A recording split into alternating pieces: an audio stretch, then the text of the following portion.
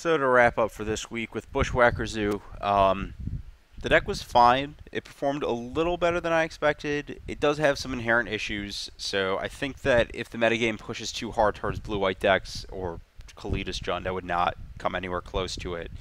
But I really like this main deck with the only card that I think that could wiggle. Actually, I think the fourth Lightning Bolt might actually be like a flex slot. I could see the Path being a flex slot, and I could see a fourth Atarkus Man being a flex slot for Curve. I didn't mind Vexing Devil. That card was fine.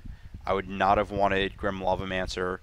I could see some number of Flinttooth Boars just moving down the curve to just any 2-power 1-drop. Trying to think like what the good ones are. Rakdos Cackler is honestly what I played the last time. Swift Spear is not what you're looking for here. Yeah, not like Vexing Satyr, anything like that. Not Vexing Satyr, Fire Drinker Satyr.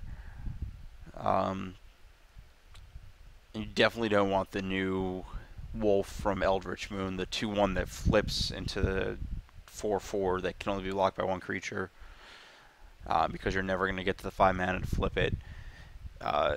This seems like the kind of thing that will be solved in like 2 sets. They'll just print like some good 1-drop. But I think for the time being, it might be right to cut one of the Flinttooth Boars for Rakdos Cackler and move the curve down a little bit, so you're a little better at playing off of 1 land. Moving the sideboard, it's obviously, modern sideboards, you have to be pretty flexible. But I think that I didn't get a chance to really show off Thalia, but I bet this card is just great in certain matchups.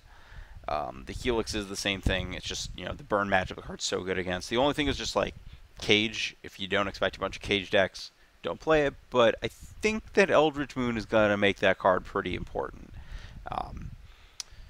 Eldritch Evolution is quite a magic card, and Grafdigger's Cage is probably one of the best weapons against the decks of using it. So overall, I don't think there's a ton I really want to change. I think that just the big thing you have to do is that, or I guess like the tied together lessons are that you keep a lot of 1-landers as long as you can do stuff, or a couple things, and I think that making your deck more able to do things off of 1 mana is what you have to do. So pushing the curves just slightly down so that your 18 lands don't punish you quite as hard is what I would look at if I wanted to play this deck moving forward.